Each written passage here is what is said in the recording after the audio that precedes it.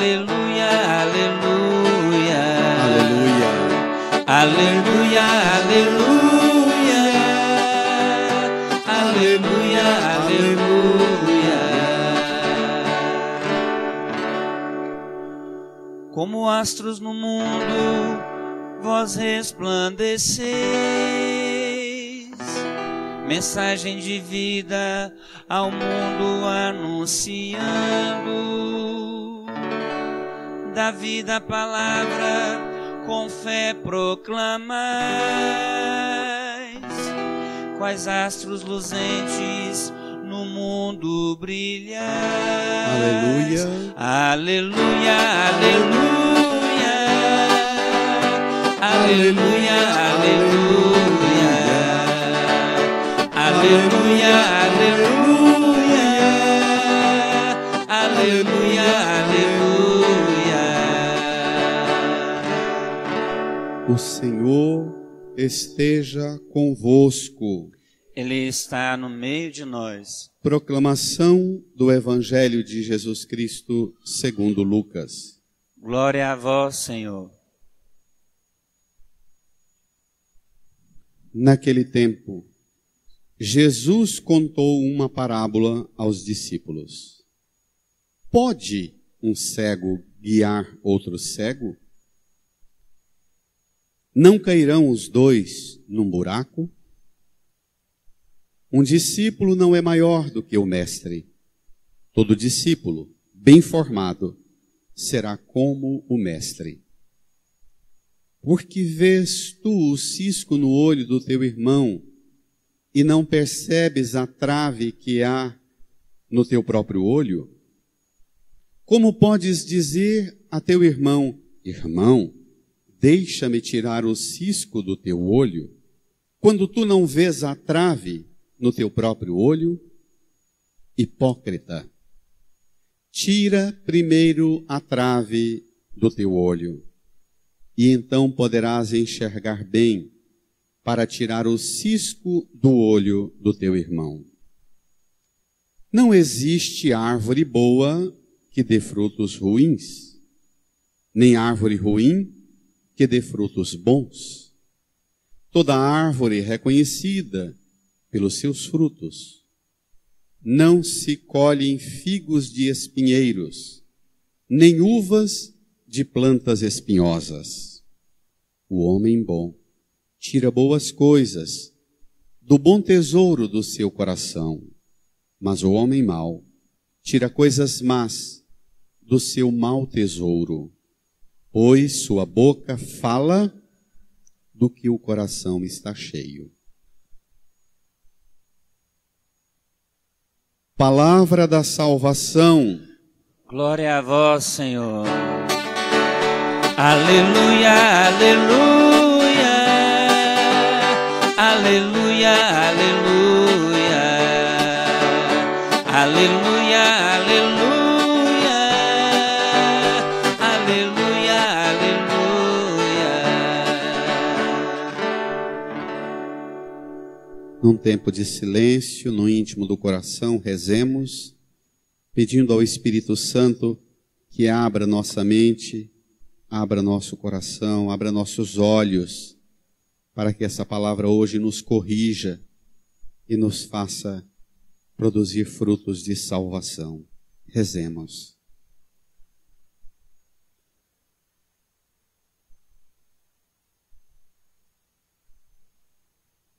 Amém.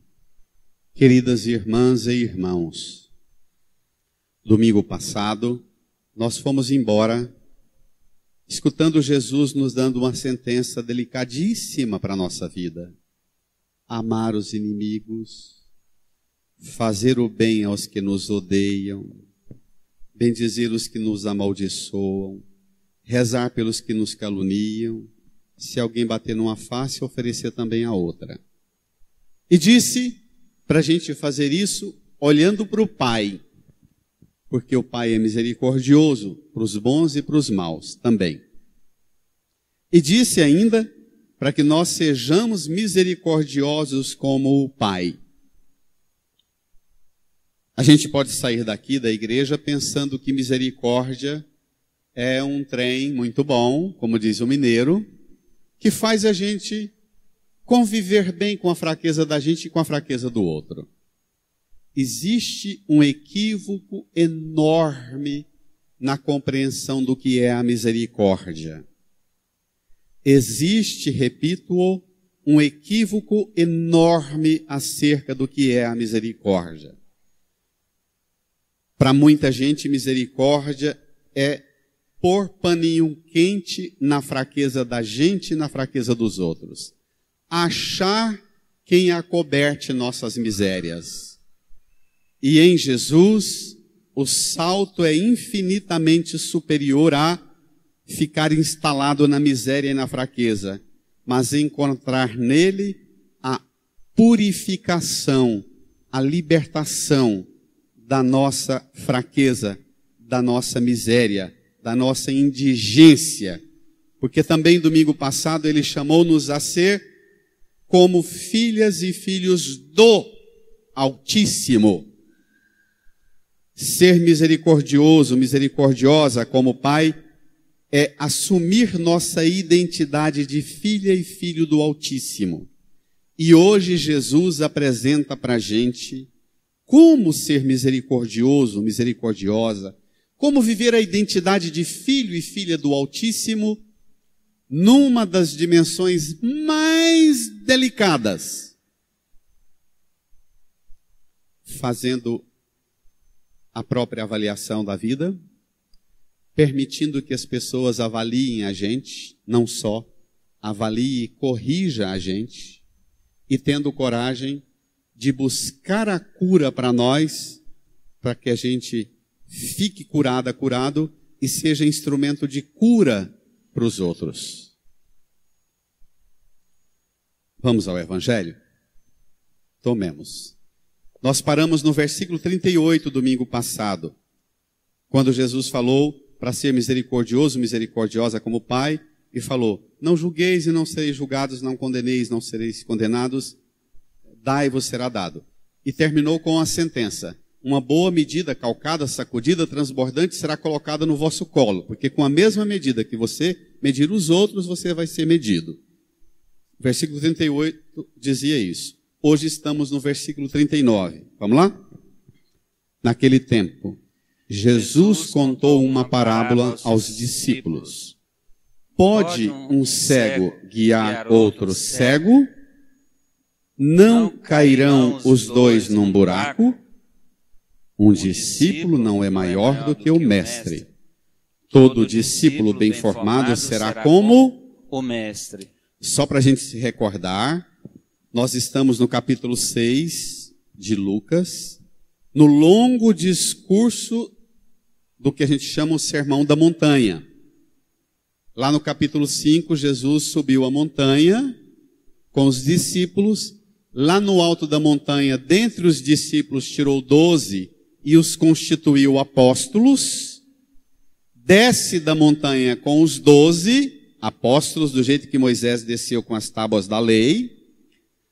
Quando ele chega na planície, tem uma numerosa multidão de gente de tudo quanto é banda da Palestina. Antes dos discípulos que vêm atrás dele terminarem de descer da montanha, ele volta-se para os discípulos e essa sentença ele está dirigindo-a aos discípulos.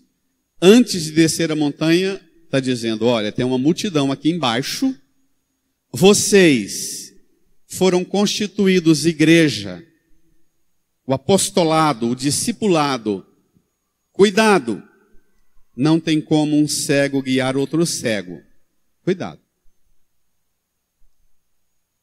Cuidado, o bom discípulo não é maior do que o mestre, é igual ao mestre.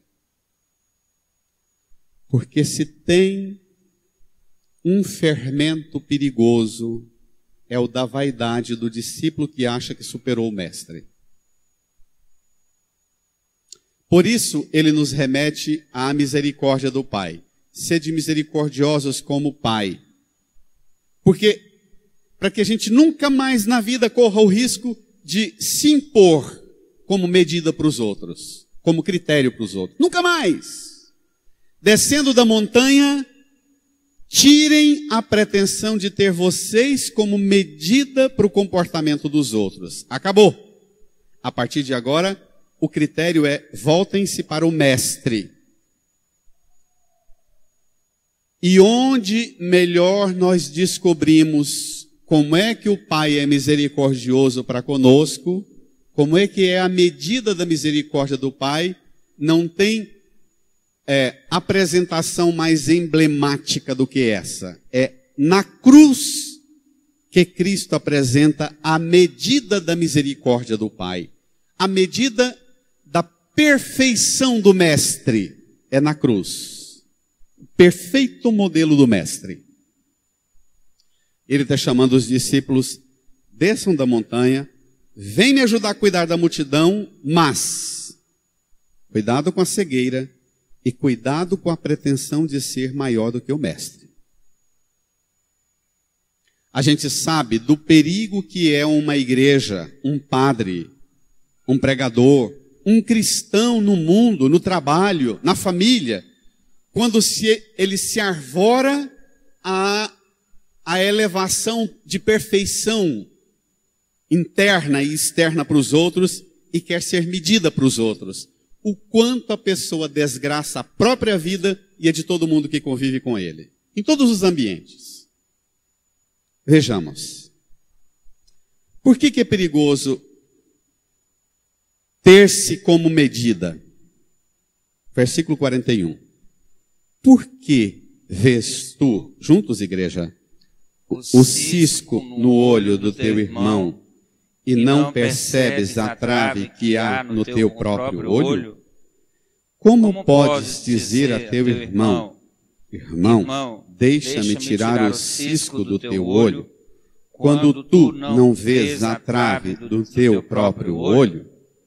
Hipócrita, tira primeiro a trave do teu olho, e então poderás enxergar bem para tirar o cisco do olho do teu irmão. Aqui, Jesus não está diminuindo a gravidade nem do cisco e nem da trave, porque tanto o cisco quanto a trave são prejudiciais para uma visão sadia. Tanto o cisco quanto a trave adoece o olhar. Aqui a questão mais delicada é a desproporção entre as mudanças pelas quais eu preciso me submeter e as mudanças que eu vejo que você precisa submeter. E o critério rigoroso que eu tenho para te ajudar quando eu mesmo não permito olhar para mim e dizer: realmente eu preciso melhorar, preciso crescer, preciso me corrigir. Nós vivemos, eu vivo repetindo isso na pregação porque é um tema muito atual. Nós vivemos hoje no ambiente da fé e no mundo dois tipos de gente doida, louca. Os doidos de dentro da igreja são aqueles para os quais tudo é errado e tudo é pecado. Os neuróticos do pecado, os desequilibrados. Tem um faro para o erro próprio, para o erro dos outros, que só enxerga o erro. Mas é verdade também que nós temos um outro tipo de gente doente, doida, desequilibrada. Aqueles para os quais nada é errado, nada é pecado. Nós estamos exatamente no fio da navalha, com essa percepção equivocada que nós temos sobre nós. Tem uma expressão muito técnica, de uma linguagem muito universitária, mas que num ambiente como esse é bom que a gente traga essa expressão. Nós precisamos perguntar o seguinte: qual é a visão que a antropologia cristã nos dá acerca do ser humano? A gente precisa olhar para a pessoa humana na perspectiva da antropologia cristã, não da sociologia, da psicologia, de todas as GIAs, de todas as ciências, mas olhar para a pessoa humana que, na perspectiva da ciência da fé, o que a antropologia cristã pensa sobre o humano, o que é o ser humano, o que é a pessoa humana, e como é que a igreja deve ser instrumento para mediar um caminho de aperfeiçoamento humano. A medida é a libertação da hipocrisia. A palavra hipocrisia no grego é o mesmo que, numa expressão mais popular, a pessoa que interpreta vários personagens. Ela não é ela interpreta um personagem. Que no teatro de máscara, é aquela figura que interpreta muitos personagens, tem várias máscaras, põe uma máscara e interpreta um personagem perfeitamente, volta, pega outra máscara e interpreta outro personagem absolutamente distinto e perfeitamente. É a grande instrução do poder hipnótico e catártico que o teatro grego provoca. Aquela impressionante perfeição do personagem interpretado. O hipócrita é aquele que impressiona pela perfeição com que interpreta personagens. Ele não é ele. Ela não é ela. E Jesus falou qual é o personagem que nós devemos interpretar. Filhas e filhos do Altíssimo. Esse é o personagem. Nós somos esse. Por isso, a delicada dimensão da vida, que é submeter-se permanentemente, mesmo sendo discípulo da escola do mestre, submeter-se permanentemente a um processo de avaliação e perguntar ao Senhor: Senhor, que trave está no meu olho que me impede de viver uma vida melhor e mais sadia espiritualmente, moral? Que trave há no meu olho, Senhor? Porque na verdade, uma pessoa equilibrada, amadurecida espiritualmente, ela tem um anseio, uma busca de perfeição espiritual, que para ela, um cisco no olho dela é uma trave. E uma pessoa fraca espiritualmente, uma pessoa pobre espiritualmente, um cisco no olho do outro é uma trave. A desproporção. Para a pessoa que tem uma elevação espiritual, ela não trata uma trave no olho dela como um cisco. Para ela, um cisco é uma trave. Ela se preocupa em ficar livre disso, em enxergar bem, em ter uma visão. Porque aqui se trata de tirar a trave ou tirar o cisco para dar-nos uma visão sadia de nós mesmos, do outro e do que Deus criou para nós. Toda pessoa que desenvolve uma espiritualidade, uma vida espiritual saudável, o que muda na vida dela é a visão das coisas, é a visão do mundo. Ela, em qualquer ambiente que ela chega, as coisas estão na lama, no caos. Ela tem sempre a visão de alguém que enxerga e identifica as possibilidades de melhorar, não é? Uma pessoa infectada pela enfermidade espiritual, ela chega, as coisas estão ruins, ela chega exatamente para ajudar a estragar o resto. Aqui é o ponto do equilíbrio, né? De não ceder a essa sedução. É muito bacana porque quando Jesus fala, pode um cego guiar outro cego? Aqui não é uma rotulação, não é um carimbo em mim e em você, mas é um convite à lucidez. Ou, acorda! Quais são as suas reais condições? Aqui é convite à lucidez. Quais são as suas reais condições para enxergar a você e enxergar o outro? Eu tenho um grande amigo, um homem, padre, de uma elevação espiritual fantástica. Ele diz para mim, quando eu vou falar das minhas aflições com ele, ele diz: como amigo, ele me chama não de Antônio, mas de Tom. Ele fala, Tom, tem 2 tipos de gente no mundo hoje. O mundo da hipocrisia fez multiplicar 2 tipos de gente. Aqueles que só se enxergam e aqueles que não se enxergam. Não tem gente assim demais? Gente que não se enxerga, não se enxerga, não se enxerga. E tem aqueles que só se enxergam. São 2 medidas perigosíssimas.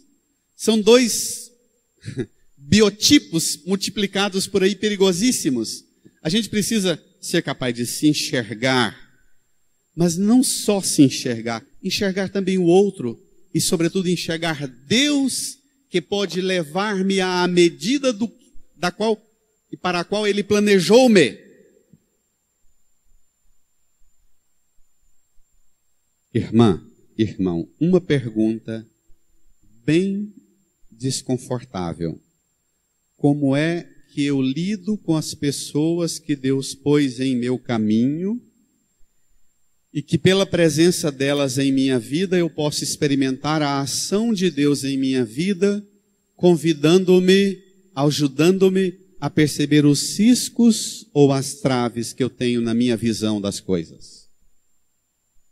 Como eu lido com isso? Na sociedade do poder das redes sociais, do registro do comportamento moral dos outros, a gente vive armazenando informação sobre você, para a hora que você vier falar qualquer coisa para mim, eu digo, olha o que está rolando sobre você nas redes. Não é? A gente se arma da fraqueza dos outros para proteger-se e amparar-se no que a gente tem de pior. O que a gente tem de pior. Tem gente que é acumulador compulsivo dos erros dos outros, porque quer ter o direito de ser o pior sempre. E isso não é ser a imagem daquilo para o qual nós fomos criados, filhas e filhos do Altíssimo. O apóstolo Paulo, na segunda leitura, tomem comigo, vale a pena. Já que amanhã é feriadão, vamos pegar esse texto também. O apóstolo Paulo pede você, cada um de nós, para sair daqui hoje levando 2 fantasias para o seu carnaval. Olha que bacana. Da primeira carta aos Coríntios, capítulo 15. Irmãos, quando este ser corruptível estiver vestido de incorruptibilidade, e este ser mortal estiver vestido de imortalidade. 2 fantasias para a sua segunda e terça de carnaval. Vestir-se de incorruptibilidade e vestir-se de imortalidade. Então estará cumprida a palavra da Escritura. A morte foi tragada pela vitória. Ó morte, onde está a tua vitória? Onde está o teu aguilhão? Leia. O aguilhão da morte é o pecado, e a força do pecado é a lei. Gente, a força do pecado é a lei, e entendamos, a lei com L maiúsculo. A força do pecado é a lei. Por quê? Porque o nível mais perigoso da vida em pecado é quando eu uso a lei religiosa e a lei bíblica para justificar-me na minha debilidade. Numa religião de exterioridade, eu pratico isso, vou à missa todo dia, confesso desse tanto, rezo desse tanto. Então, um protocolo externo da lei, que dou uma carteirada em você dizendo, eu cumpro a lei. Paulo diz que, pois exatamente a corda que pega você pelo pescoço é o apoio que você tem nos seus cumprimentos de lei. Perigoso isso, né? Depois diz, graças sejam dadas a Deus que nos dá a vitória pelo nosso Senhor Jesus Cristo. Não a lei, mas é a pessoa de Jesus. Portanto, meus amados irmãos, brada comigo, sede firmes e inabaláveis empenhando-vos cada vez mais na obra do Senhor, certo de que vossas fadigas não são em vão no Senhor. E se tem um trem que dá fadiga na gente, é pegar a palavra de Deus e permitir que a palavra de Deus aponte para a gente em que eu preciso ser uma pessoa melhor. Não dá fadiga?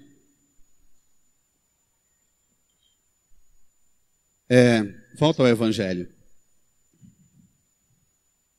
Versículo 43. Não existe árvore boa que dê frutos ruins, nem árvore ruim que dê frutos bons. Toda árvore é reconhecida pelos seus frutos. Não se colhem figos de espinheiros, nem uvas de plantas espinhosas. O homem bom tira coisas boas do bom tesouro do seu coração, mas o homem mau tira coisas más do seu mau tesouro, pois sua boca fala do que o coração está cheio. Eu vivo, quem convive comigo, o dia inteiro eu tenho falado de quê? Epa! Quem convive comigo me escuta o tempo inteiro falando de quê? O meu coração está cheio de quê? Jesus compara cada um de nós a uma árvore que oferece fruto para saborear a vida dos outros. E deve ser fruto bom. Jesus fala que nós não fomos plantados para ser espinheiros. Não tem árvore, fruto bom que dá num pé de espinheiro. Espinheiro dá espinho. O joio e o trigo, não arranque o joio, porque vai arrancar também o trigo. Mas que o Senhor semeou o joio, essa é uma mentira. O Senhor não semeou o joio. Ele semeou fruto bom, trigo bom, que deve dar fruto bom. Você é semeadura do Senhor. Você não é joio. Não se dê esse rótulo, esse carimbo de espinheiro, de fruto mau. Você não é fruto da semeadura do maligno. Você é fruto da semeadura do Senhor. Você é uma bênção da semeadura do Senhor. Tá claro? Agora, pergunte a Ele. Não pergunte a si. É perigoso a gente fazer essa pergunta para a gente mesmo. Pergunte ao Senhor. E peça para o Senhor te ajudar a fazer uma avaliação corajosa. Que tipo de fruto eu estou produzindo como árvore boa que o Senhor plantou? Aqui não é aquele determinismo espírita da repetição dos ciclos, da praga, do castigo, da predestinação ao mal. Não entra aqui não. Aqui entra uma outra lógica. No ditado popular, pau que nasce torto, cresce torto, quando morre e queima até a cinza, é torta. Esse provérbio determinista e fatalista, ele não cabe na boca de nós que pensamos a pessoa humana na perspectiva da antropologia cristã. Na fé cristã, a gente diz, você foi plantado pela mão do Senhor. A vida e suas fraquezas e suas escolhas te entortaram. Você se tornou uma árvore torta. Traz o pau torto que o filho do carpinteiro endireita. Ele tem as ferramentas. Amém? Amém, de verdade? Então dá uma salva de palma para ele. Pode gritar.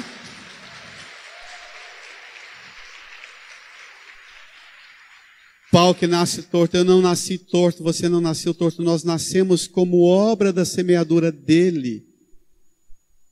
Nossa adesão aos caminhos fáceis, às rotas fáceis, aos atalhos, às fugas do caminho do bem, nos entortaram, nos empenaram, nos desviaram. Pau que nasce torto traz que o filho do carpinteiro endireita. E às vezes, vou usar uma metáfora terrível, eu tinha um tio Antônio Tomé, que era um exímio carpinteiro. Um exímio carpinteiro. As pessoas levavam para ele móveis empenados. Tio Antônio tinha técnicas de desempenar pau torto. Era impressionante o capricho do carpinteiro, a paciência do carapina. Ele pegava aquelas madeiras enormes, envolvia aquelas madeiras de coberta e cobertores, e aplicava alguns materiais à base de água e de outras substâncias lá que ele inventava e deixava longo tempo encharcado naquele, e a madeira voltava, endireitava. Aquela imagem do tio Antônio Tomé endireitando madeira lembra o carpinteiro, que encharca-nos no sangue dele também e deixa a gente longo tempo no sangue dele, até a gente sair na retidão do filho, da filha do Altíssimo. Permitir isto. Quando nós nos colocamos nas mãos do Senhor e permitimos e assumimos as tortices que a gente traz, que a gente desenvolveu pelas escolhas erradas, pelas rotas de fuga, pelos atalhos. Hoje de manhã eu li, de madrugada, um artigo muito interessante que saiu num jornal da Europa sobre as ignorâncias antigas anti-ciência, contribuições da ciência, contribuições de grandes saltos e avanços que a ciência teve na compreensão da vida, na compreensão do cosmos, na compreensão do universo, na compreensão dos processos naturais do homem e da criação, e ignorâncias que estão voltando assim, numa regressão perigosa para o mundo. Por quê? Porque por preguiça de estudar, a gente começa a acreditar em ditados e em imagenzinhas e mensagens de Facebook e de WhatsApp, curtinhas, que põe 4, 5, 6 cenas e impressiona a gente, depois fala a porcaria que vier lá na frente, que a gente acredita naquela porcaria. Nós perdemos a capacidade de um mergulho profundo na compreensão das coisas. E tem lá exemplo por graves. Um dado, a juventude norte-americana, que tem um padrão de escola elevado. A juventude norte-americana, que quase 40% acha que é uma forma de manipulação dizer que a Terra é redonda. Agora, como é que alguém tem acesso às melhores escolas do mundo e nega uma coisa tão óbvia? Você entra num avião, você vê a Terra. Não é? Como é que você começa a desacreditar da ciência ou acreditar em burrices, ignorâncias primitivas, apenas como um mecanismo de se proteger, que no fundo é, eu não quero sair da minha instalação. O perigo da burrice como ferramenta de proteção para a gente.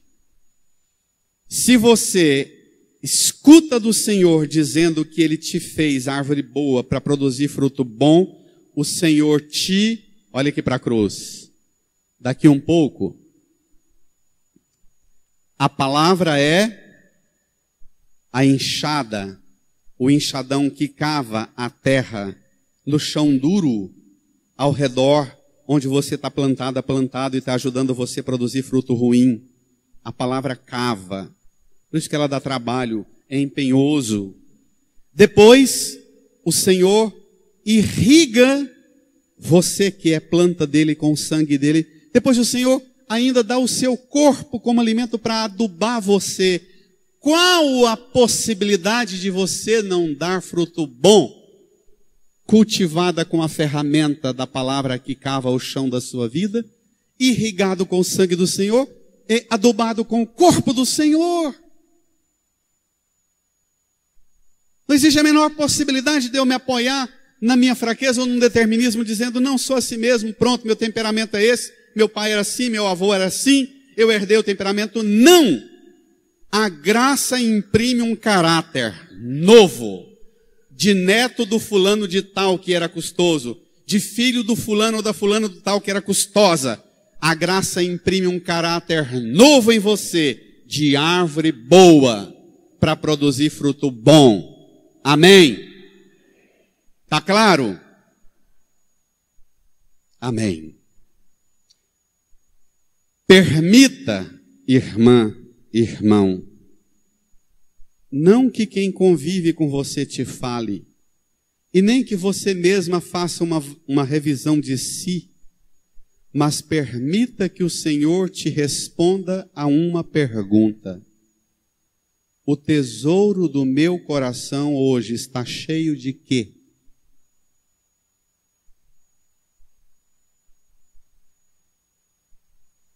O Salmo, para terminar, vamos lá? Para terminar a meditação, pegue o Salmo. Segunda estrofe e a terceira estrofe. Verso 13 em diante. O justo crescerá como a palmeira, florirá igual ao cedro que há no Líbano. Na casa do Senhor estão plantados, nos átrios de meu Deus florescerão. Você está plantado nos átrios do Senhor. Presta atenção. Se você está plantado nos átrios do Senhor, você tem que florescer, você tem que crescer igual uma palmeira, florir igual um cedro do Líbano. Continua. Mesmo no tempo da velhice darão frutos, cheios de seiva e de folhas verdejantes. Sabe essas mangueiras gigantescas que tem nos quintais das fazendas antigas no interior do Goiás? Aqueles pés de manga gigantescos, que mesmo na velhice, 200 anos, está verdejante, com seiva. Mesmo na velhice, dando as melhores e mais saborosas mangas. É assim que o Senhor quer que seja você. Não vá produzindo fruto ruim, arrumando desculpa. Estou ficando velho, estou ficando velha, estou ficando enjoado, estou ficando enjoada. Não estou dando conta, não estou dando conta, não estou dando conta. Dá conta sim. Mesmo no tempo da velhice darão frutos, cheios de seiva e de folhas verdejantes. E dirão, é justo mesmo o Senhor Deus, meu rochedo, não existe nele o mal. Eu dou fruto bom porque ele é meu rochedo, eu me enraizo nele. Nele não existe o mal. Se é a mão dele que plantou-me, não tem a menor chance da mão dele plantar trem ruim. Se eu sou obra da mão do Senhor, da semeadura do Senhor, não existe nele o mal. Amém. Ixi, seu carnaval vai mudar a cara, não vai? Ai, que bom. Incline a sua cabeça, feche os olhos, permita que o Senhor faça uma faxina boa no seu coração, uma faxina, limpe o tesouro do seu coração, para tirar o que não presta e para deixar as coisas boas melhores ainda, limpas, sadias, arrumadas. Como você faz com as suas gavetas, onde você guarda as coisas que você mais tem apreço e zelo.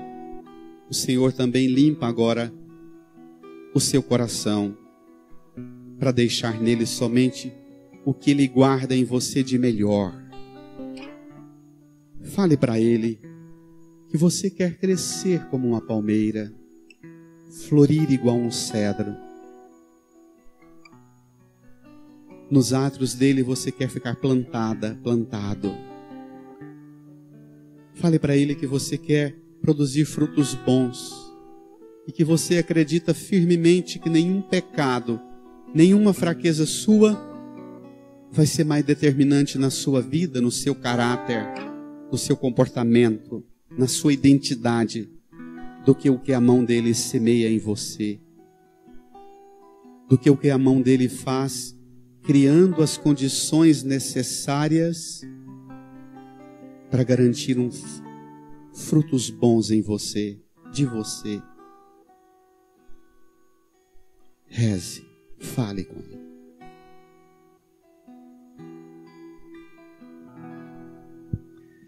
Enche-me, Senhor, com teu Espírito,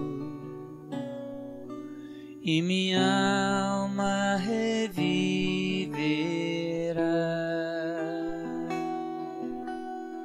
Enche-me, Senhor, com teu Espírito, e minha alma reviverá.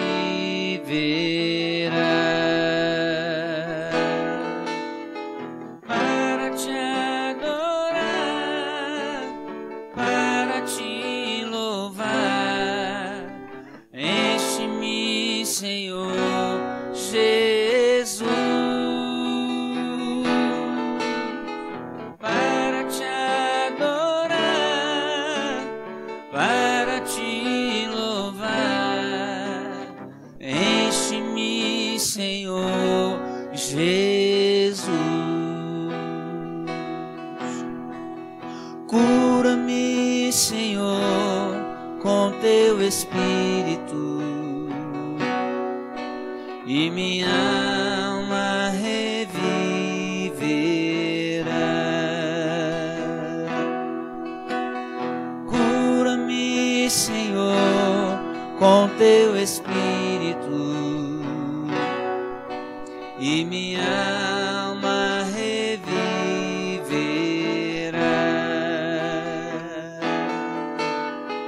Para te adorar, para te louvar, cura-me, Senhor Jesus. Para te adorar, para te louvar,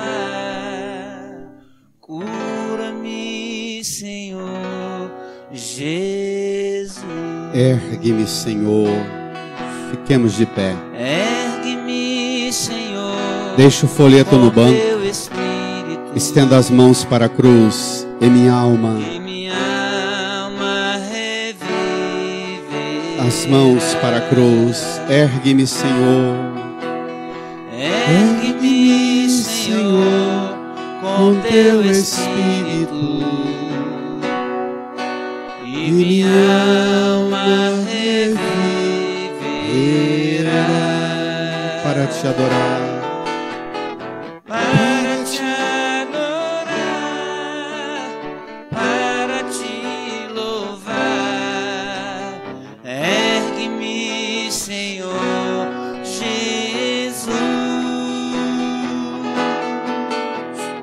Para te adorar, para te louvar, ergue-me, Senhor Jesus. Olhe para a cruz. Estenda a mão. Reze comigo, Jesus. Jesus, Eu creio firmemente nesta palavra eu creio firmemente nessa palavra que ouvi e meditei. que ouvi e meditei. Por esta palavra, Por esta palavra, eu te peço, eu te peço, corrige o corrija solo da minha vida.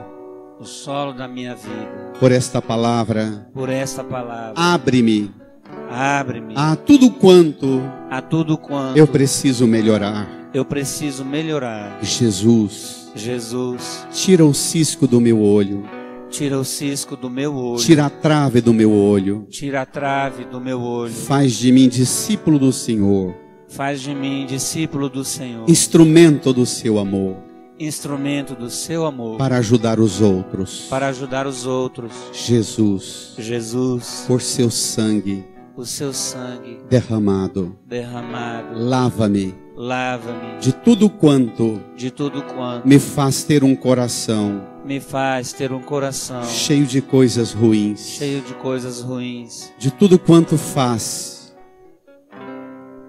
de mim de uma árvore uma árvore produzindo frutos ruins. produzindo frutos ruins. Jesus, corrige-me, Jesus, corrige a minha natureza, corrige a minha natureza, meu espírito, meu espírito, minha alma, meu corpo, meu corpo, todo o meu ser, todo o meu ser, e devolve-me devolve a identidade de filho do filho, Altíssimo, de árvore que a mão de Deus plantou. de árvore que a mão de Deus plantou. Jesus, aduba-me com o seu corpo e faz de mim uma bênção para minha vida, para a vida do mundo.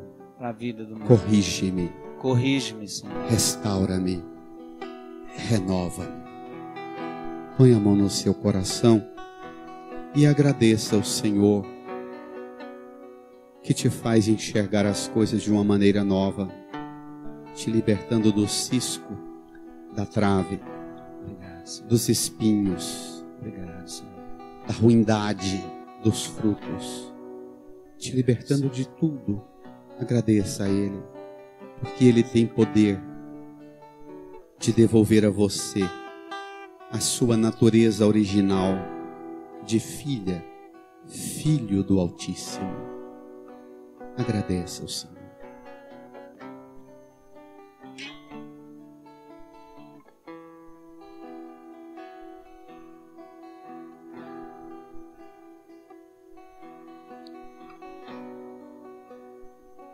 Agradeça ao Senhor todas as pessoas que já tiveram na sua vida o papel de te corrigir, de te ajudar a ser uma pessoa melhor. Agradeça também quem teve coragem de corrigir você, de aconselhar você a tirar o cisco ou a trave do seu olho.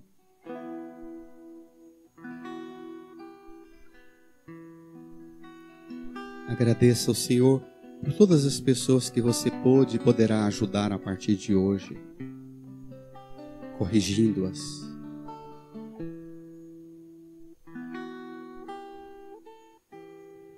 Amém. Nenhuma árvore come o fruto que produz. Produz fruto e passarinho, gente, animal, até gambá, até morcego come. Mas ela não come o próprio fruto, não é? É assim também. A gente tem que dar fruto e ficar lá com a bênção. O que Deus quiser que usufrua, usufrui. Dirija quem está do seu lado e ofereça um abraço de paz. Ofereça o fruto da paz ao Senhor. Para te louvar, liberta-me, Senhor Jesus. Para te adorar, para te louvar, liberta-me, Senhor Jesus. Para te adorar,